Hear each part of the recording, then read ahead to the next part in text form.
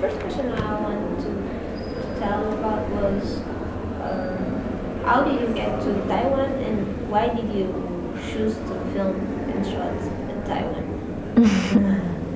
Wow, that's a big question. Did you know the country already? Or? No, I went to Taiwan because I was invited to a film festival. With my last movie, I was at the Taiwan Documentary Film Festival. So I remember when my producer called me and said, "You're invited to go to Taipei." I was like, "Where is this? And what is Taiwan a country? Is it an island? Does it belong to China or not? And where exactly is it?" So I, as most of the people here in Europe, I had no clue what is really what it really is.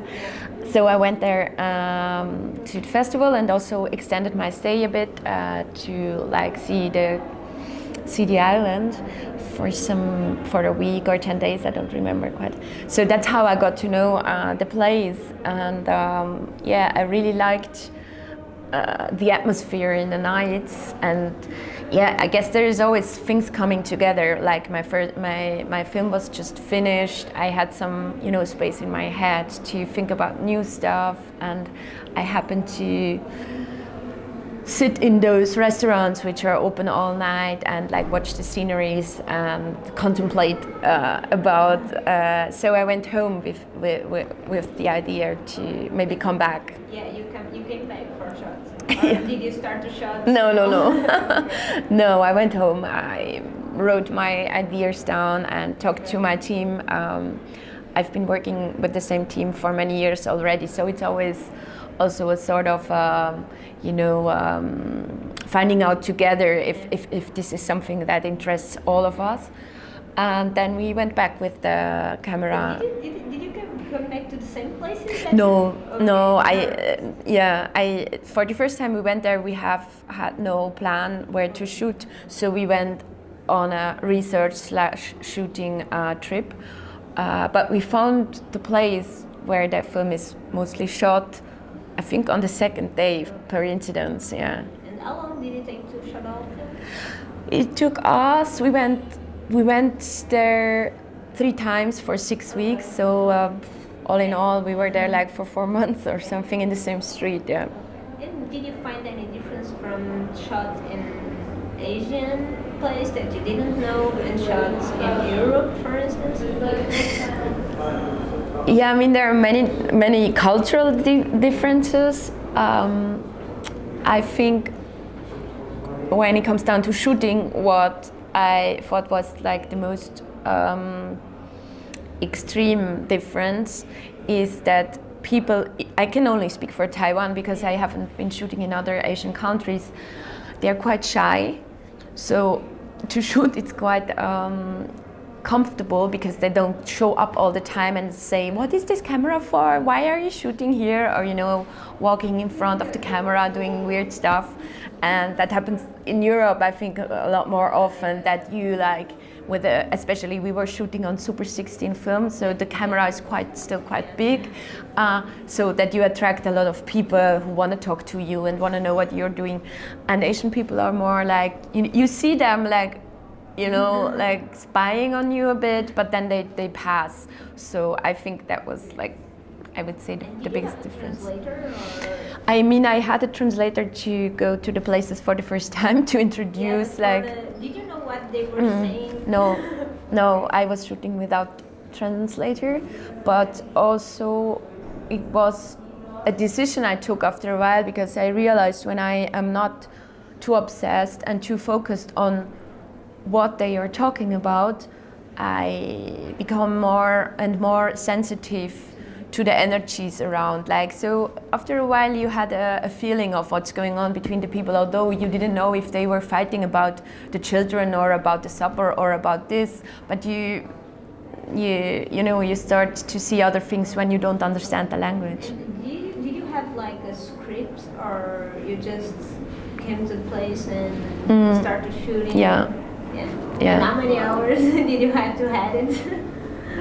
I think around 12 hours, which is not that much. Yeah. If you compare it to films, Because it was yeah, exactly. If you compare it to like films that are shot digital, like all of my friends do, they often have like 80 hours, 100 hours, and we only have 12 hours. So it's really And did you choose to difference. film in 16 millimeters because of the police somehow? No, I always like all of my films I shot on film. Even fog? Yeah. And can you tell us a little bit, because Neville has one prize here, so can you speak about the differences between that film that was more into landscapes and Occidental landscapes, and this one that is more, in a sense, it's more urban, but it's more Asiatic as well. Can you tell us a little bit about this growing process? It's not growing, but Yeah, well, I think somehow we all grow, but sometimes we don't grow in just one direction. I guess sometimes we grow in that direction and a bit in the other direction. or maybe the question should be Yeah. why, how they are related somehow. Related? Yeah. Well, I guess they are like in the depth. They are related in the process of how they developed themselves. So what I learned with fog and what we got even more intense in working on in this project is like to film without any concept. And this is really, it sounds like, yeah, you know, any stupid person can do it, but like really going into the world without knowing what you're gonna shoot is something we started to do with when we were shooting fog, and we kind of liked it, and went now to like fog was shot in our country in Germany, so we went now to a place we didn't know the culture, but kept on like the same process of just going somewhere every day, having patience, watching, observing, seeing things, and decide on the spot what is important to us and what not. So I think it's more the way of the process than like the internal relations in terms of more intellectual stuff. Do you think cinema more as an atmospherical thing than a narrative thing? What was more as a atmospherical thing than narrative thing? Because we can see little stories, but they don't have like a narrative in a classical way. So I was thinking about. I mean, I guess definitely the right question to these films. Well, I wouldn't say what I see cinema like, but what I try to work on is I'm always a bit confused by the way we tell each other stories, because I think that's not how we live. So I think in between the way we tell each other stories and the way we live, there is a certain gap, and this gap I'm trying like to cover, because also I think this gap can be the reason why we feel this sort of like being lost in the void, or also I think it has also a lot to do with loneliness, because we tell each other stories with a plot, but our life is not a plot. So I think I'm really trying to discover how to come closer with my films to what life feels, because feelings are not a plot, and I guess I'm really interested in sensations and feelings. So when you are editing, you are trying to just put it like in real life, just seeing this thing and come. That's the process. I mean, definitely the process is not that we think about stories or narrations, but and what is really important for me is like to create always that one image creates more than just what it shows. So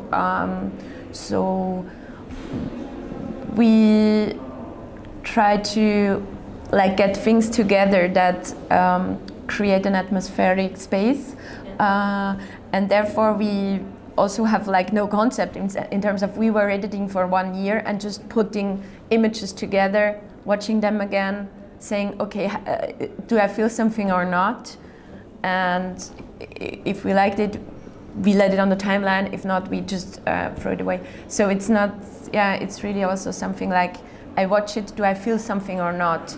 Yeah. And do you think that time is a real big deal in this process? Because, yeah. for instance, when we have to watch a shot for minutes, we are always seeing new things, even if they are not there. Just like watching. Can you tell us a little bit what's the importance of time in your process? I just discovered that, or not just, but I discovered after the years of working on film is that there is always this like moment where you jump over a certain like cliff. So you watch a picture, then you first like see it, okay, you get the information like there is a dog standing between two trees, and then our brain starts to get bored. So you go down, and then you accept that the picture is still there, and you start to discover, like as you were saying, new things. So this sort of widening your horizon or the way you look at something, I think is really something that interests me. What does it to our brains? What does it again to our sensations? If you look at something longer than we are, especially in these times, used to. And since I think there is so much moved image around us for the last 10 years, I would say, like we are like overwhelmed with this is for me it was the only way to still work in moving image, to try to create another space, because all the other stuff is done anyway. So yeah. And do you think your cinema is observational, or do you have any intervention between just putting on scene or staging, you know, or it's just you are there and you are like the biggest percentage is really observational. And I mean, sometimes, especially since we were filming on film and every second is very precious, you may ask the protagonist, can you tell me when you will start to peel the carrots, so you know I can prepare the camera. But I didn't tell him where to stand, or you know how to peel the carrot, or to smoke a cigarette to peel the carrot or not. So yeah, I think these little interventions you always have to do somehow. And how did you meet these characters? It was just by chance? Yeah, it was by chance. One night when we were like walking around, me and my cinematographer and my sound recordist, we thought we were on our way home, but we got lost, like really lost, and ended up in this street. And then in the middle of the street we saw this open place which there is still light on and still food served, and it was a weekday and it was like 3 in the morning, and we were like, wow, that's interesting, let's go there.